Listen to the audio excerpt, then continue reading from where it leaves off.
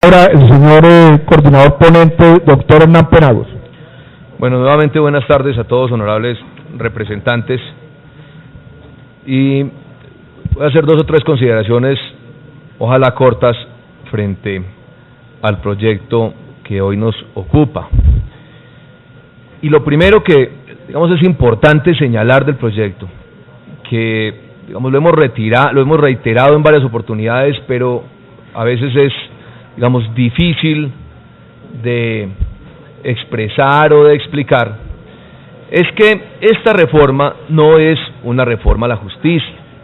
Esto no es una reforma a la justicia. Y uno, seguramente porque los medios se han ocupado más de los temas de justicia, se entiende por algunas voces, lo escuchamos en la audiencia pública de la semana pasada, algunos altos magistrados lo plantearon, como si esta fuera una reforma que busque resolver los problemas de la justicia colombiana. Y de ninguna manera esta reforma pretende eso.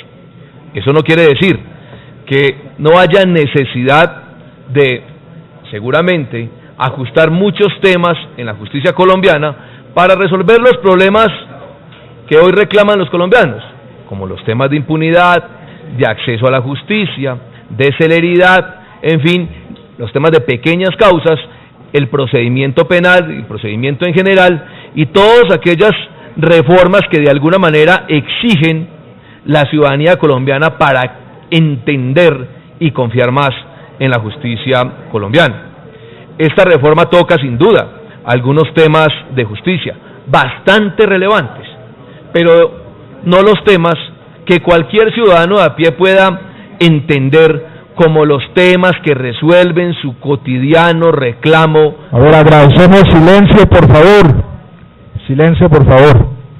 Continúe, doctor Penagos. Gracias. Y en ese sentido hay que dejarlo claro, porque claro, se tocan algunos temas de justicia que tienen que ver con el tema de aforados en especial y con toda la organización o administración de la rama en el futuro, pero los temas de justicia tendrán que abordarse a través de varios proyectos que algunos ya están inclusive radicados en el Congreso de la República, como el proyecto que establece unos criterios para las medidas de aseguramiento, como el Código de Procedimiento Penal que cursa aquí en el Congreso, como seguramente el proyecto del Tribunal de Garantías, en fin, varios proyectos que van, a mi modo de ver, a ayudar un poco a ir resolviendo esos reclamos de justicia o esas demandas de justicia de gran parte de los colombianos. En ese sentido, honorables representantes, hay que también señalar que un proyecto nunca resuelve todo. Un proyecto nunca resuelve todos los problemas de la estructura del Estado colombiano. Nunca va a existir un proyecto, ni siquiera una Asamblea Nacional Constituyente va a poder resolver los problemas de la estructura del Estado colombiano si es que el día de mañana ocurriera, porque cuando se llega a instancias de esa naturaleza, pues entran los partidos, las personas, los movimientos, los grupos de interés y los temas no es fácil resolverlos. Pero sí debo decir que este proyecto ha sido un proyecto ampliamente debatido, un proyecto en el que han participado todos los sectores y movimientos políticos, en que han participado las 3 ramas del poder público, un proyecto donde se ha dado toda la apertura y la mayoría, por no decirlo todas, las modificaciones, proposiciones y cambios que ha sufrido el proyecto se han dado de cara a la comunidad, de cara a la opinión pública. Todos los debates que han habido casi que se han dado más desde los medios de comunicación que desde el mismo Congreso de la República, siendo también muy intensos los debates que se han dado en el Congreso. Es un poco para hablar, digamos, de las preocupaciones que algunos pueden plantear y de los argumentos que desde algún sector puedan expresarse en el sentido de que este proyecto ha transitado sin mayor discusión en el Congreso de la República. Y hoy, después de transitar 6 debates en el Congreso, debo hacer algunas precisiones. La primera tiene que ver con el articulado del proyecto. Se ha buscado por todos los medios hacer mucho más pequeño o limitado el articulado del proyecto, por 2 razones. Una, para que no se entienda que este proyecto busca reformar de manera estructural la Constitución política, y 2, para evitar aquella teoría hoy muy relevante en la Corte Constitucional de la sustitución de la Constitución. Esta es una reforma orgánica que tiene un número de artículos muy importantes, pero que obliga a hacer modificaciones en otro por aquello de buscar sistematizar el articulado de la Constitución. Si ustedes miran, honorables representantes, se van a dar cuenta que de los 25 artículos actuales, hay 8 o 10 que son los artículos relevantes, que podría decir uno son la estructura del proyecto, la columna vertebral del proyecto, y otro tanto de artículos, más de la mitad de ellos, que son ajustes que deben hacerse por cuenta de cambios en un artículo de la Constitución. Eso no quiere decir que todos los artículos, los 25 artículos del proyecto, se entiendan cambios significativos o estructurales o de fondo en el articulado del proyecto, pero lastimosamente hay que ajustar la Constitución, hay que buscar que engranen todas las normas que se cambian, y eso obliga con un solo cambio de un artículo a hacer modificaciones en algunos otros. Y si ustedes evidencian y revisan la ponencia presentada, van a ver que, por ejemplo, de los primeros, del texto presentado inicialmente, del transitado hasta la conciliación de la primera vuelta, se han reducido cerca de 10 artículos, eran algo más de 35 artículos, hoy estamos en 25, ojalá pudiera reducirse otro tanto de artículos para hacerlo más sencilla, pero se ha buscado reducir el articulado de tal manera que el proyecto sea, digamos, un proyecto muy ajustado a la columna vertebral que se plantea. Y se han suscitado debates bastante intensos en diferentes artículos que aquí voy a referenciar. El primero de ellos tiene que ver con el tema de la lista cerrada.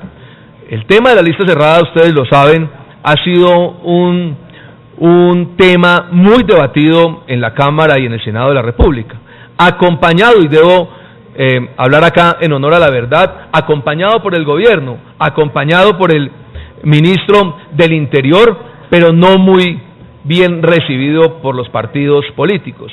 Ese tema de la lista cerrada llegó hasta el 6º debate en el informe de ponencia para plenaria del Senado de la República, y allí, digamos, fue derrotado o eliminada la posibilidad de la lista cerrada, junto con la posibilidad del Senado regional.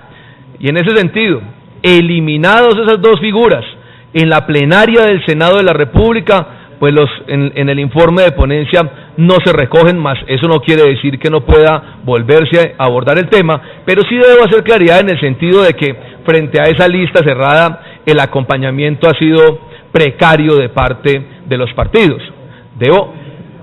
Doctor Navas. Con mucho gusto. Gracias. Una pregunta al doctor Penagos. Usted me dice que la lista cerrada fue derrotada en votación o que no la estudiaron. Votación. Entonces no se puede revivir, perdón. Lo que ha sido negado no se puede revivir, a menos que lo apelen, pero lea. Yo pensé que era que no lo habían estudiado, pero si fue negado no puede revivirse. Gracias. Bueno, doctor Navas, digamos, ahí nos toca armar como un medio debate jurídico, pero no lo voy a armar acá. Pero digamos que hay argumentos también fuertes del estudio de las sentencias de la Corte, que negado un proyecto, quise decir que tuvo discusión, y como tuvo discusión, puede volverse a tocar en cualquier etapa del procedimiento, pero bueno, eso no vamos a hacer una discusión jurídica acá. Igual ocurrió con el tema del Senado regional. Fue también una iniciativa que viene y ha venido acompañando la Cámara de Representantes, que acompañó el gobierno nacional, pero que en la plenaria del Senado de la República fue derrotado. En el informe de ponencia no se recogen esas dos observaciones, pero sí debo señalar que obviamente aquí, por lo menos respecto del Senado regional, el acompañamiento fue mayoritario, y pues eso implica que las posiciones o las ideas que hay tanto en el Senado como en la Cámara respecto de la regionalización del Senado de la República son bastante encontradas. Frente al tema del Tribunal de Aforados, ese tribunal ha sufrido muchas modificaciones.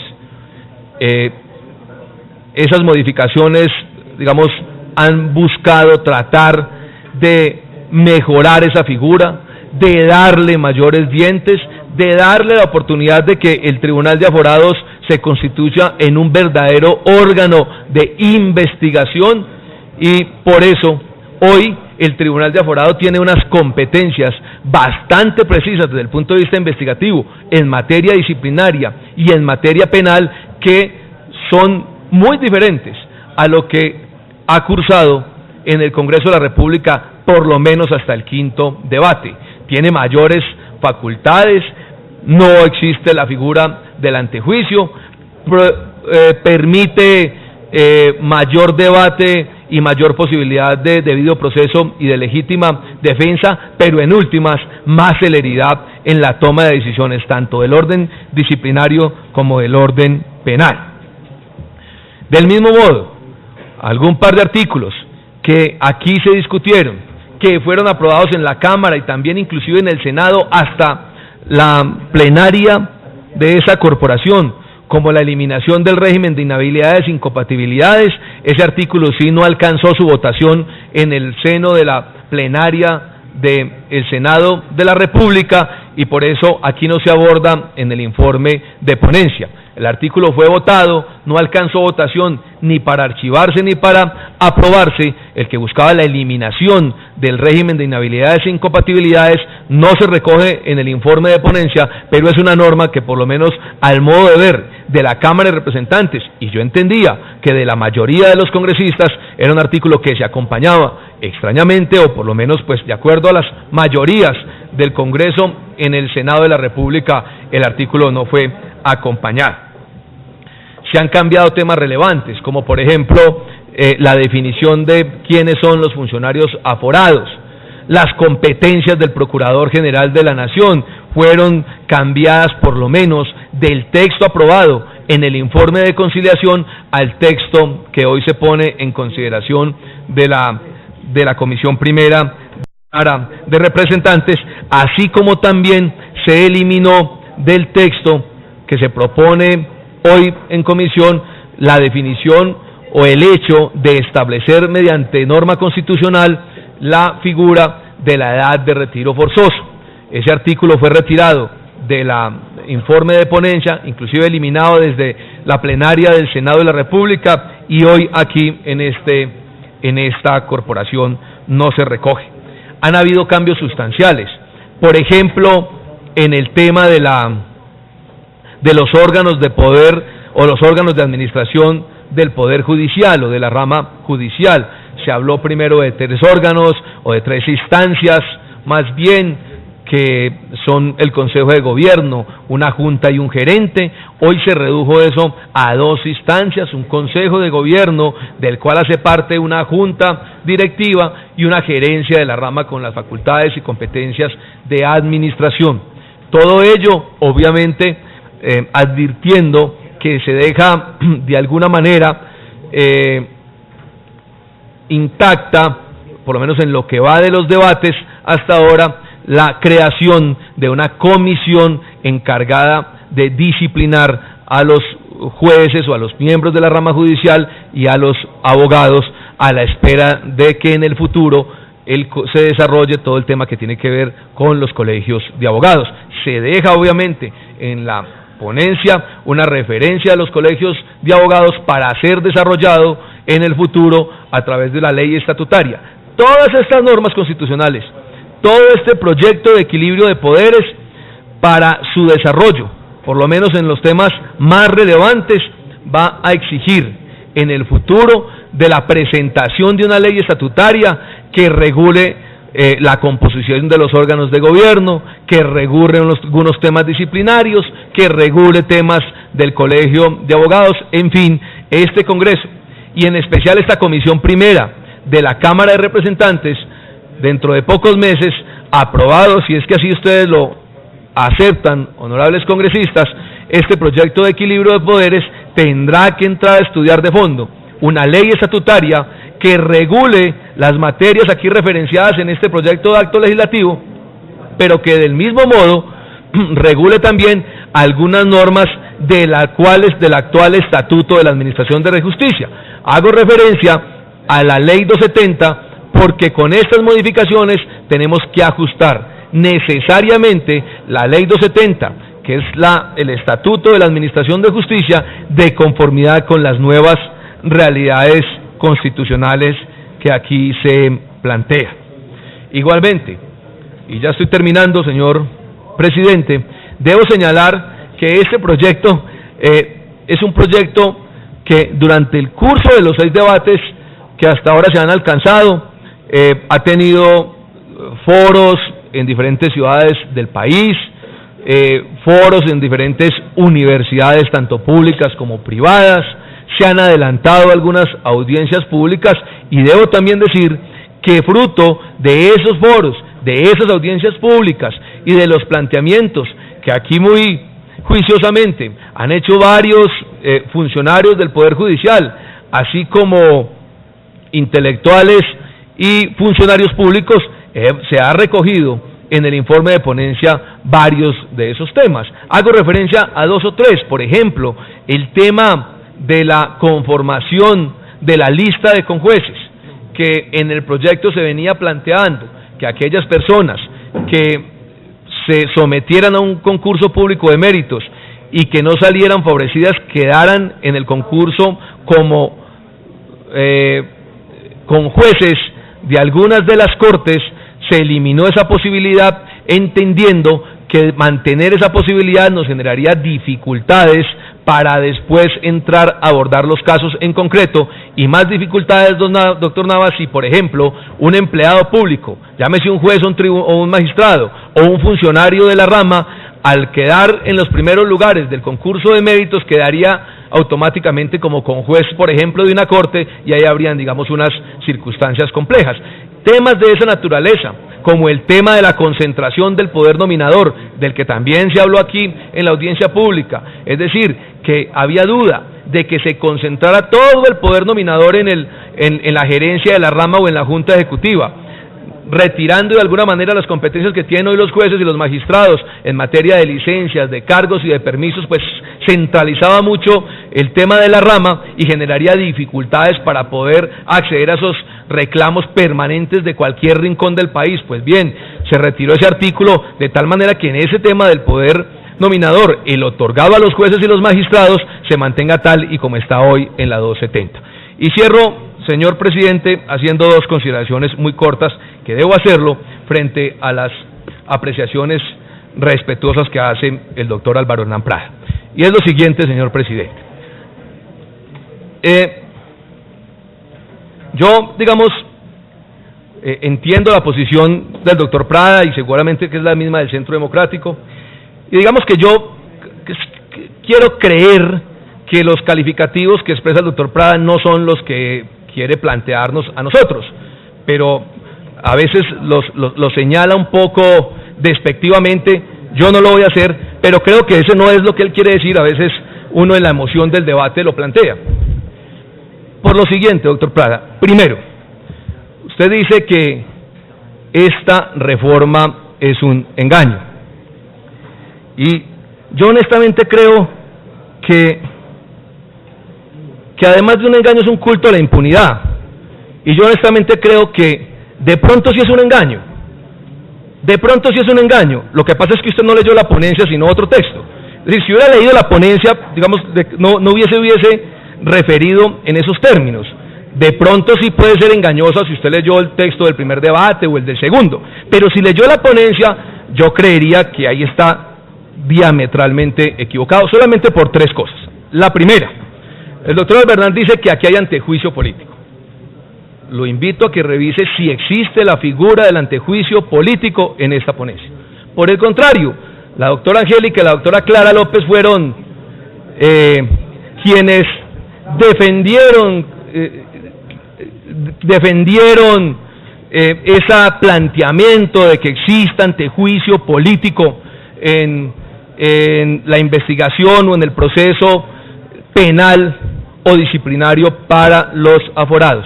Pues la figura del antejuicio político se retiró, y se retiró al punto de que hoy ya no pasa por el Congreso como ocurre actualmente en la legislación, y como ocurría en el texto que se debatió en la primera vuelta.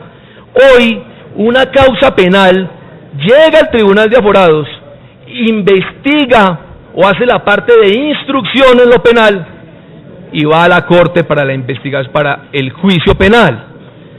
Y al Congreso de la República, doctor Álvaro Hernán, no va como antejuicio político, sino que el Congreso de la República se encarga de hacer el procedimiento disciplinario.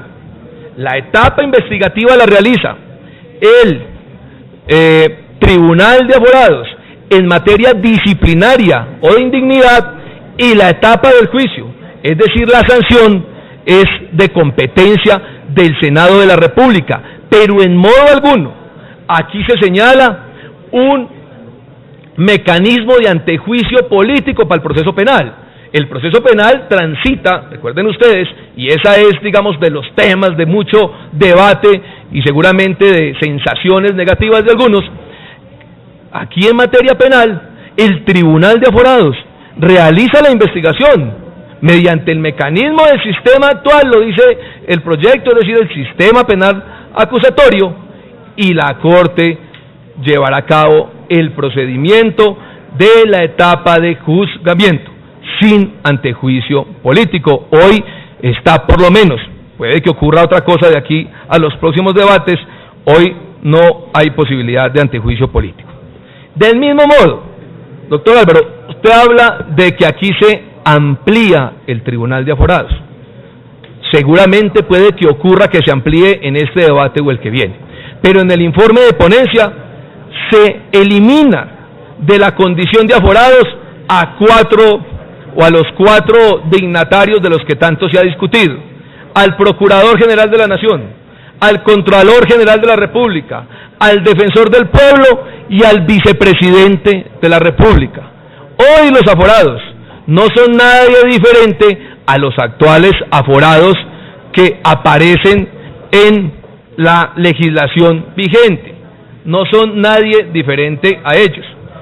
Bueno, podría pensarse en que algunos de los aforados actuales no deberían serlo, eso ya es tema de otro debate, pero también, acuérdense ustedes, que aquí se ha planteado, y lo han dicho muchos analistas e intelectuales, que la figura del cambio del juez natural vulnera derechos fundamentales, el bloque de constitucionalidad y las convenciones americanas. Entonces, en esos dos temas, yo debo señalar que lo que recoge la ponencia es diferente a lo que usted planteó.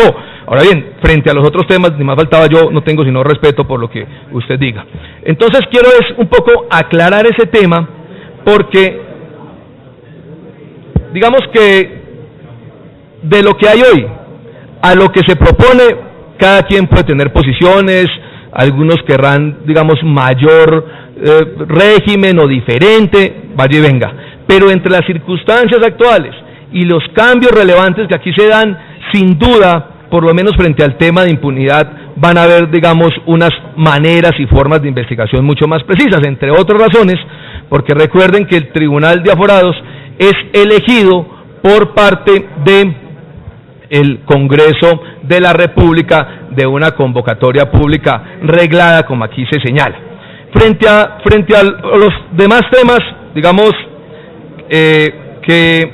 Doctor Penagos, ha cumplido 20 minutos, cierro con esto. Frente a los demás temas, frente al tema de las, digamos, contralorías municipales y territoriales, yo, digamos, no soy de los que creo que las contralorías son delincuentes todos o son corruptos, porque generalizar es muy jodido. Seguramente hay reparos muy complejos, pero yo sí soy un hombre de provincia que defiendo la descentralización. Yo no creo que la corrupción esté exclusivamente en los pueblos de Colombia o en las ciudades pequeñas. La corrupción también está en Bogotá y muy alta, y ese es un debate que yo sí lo doy, así le toque a uno tragarse a veces las palabras por los hechos de los municipios, pero yo soy de principios descentralizadores, soy de principios de defensa de la autonomía y de la municipalidad. Seguramente eso es complejo de ver desde Bogotá, pero a mi modo de ver ese es un tema en el que hay que debatir con mucho juicio, y en eso ya uno recogería las opiniones más contundentes del Tribunal de Cuentas y algunas que hizo el doctor Lara, pero el tema de las contralorías municipales y departamentales, si usted lo revisa, y cierro con esto, debo decirle que el señor Contralor General de la República y sus gerencias departamentales son las que les corresponde controlar el Sistema General de Participaciones. Palabras más, palabras menos. Si es que hay corrupción en las Contralorías, se las tiene que acomodar al Contralor General y a las gerencias departamentales, porque controlan más recursos las gerencias departamentales de la Contraloría General de la República que las Contralorías municipales, que solo se limitan a controlar los recursos de libre destinación y los recursos propios. Pero el Sistema General de Participaciones, cuando usted habla de los recursos para los ancianos y de los recursos para los niños o para la educación, eso le corresponde al Contralor General de la República, así que ese reparo debe hacérselo a la Contraloría General y no a las territoriales, que les corresponde es controlar recursos muy diferentes a los del Sistema General. Sin embargo, ese no es un debate, digamos, de fondo de esto, pero sí creo que es un tema que yo lo invitaría un poco, usted que es de provincia, a que defendamos más la provincia, de ninguna manera a defender la corrupción, pero a que pensemos más en la descentralización, que creo yo es lo que necesita este país. Dios les pague, señor presidente, y muchas gracias.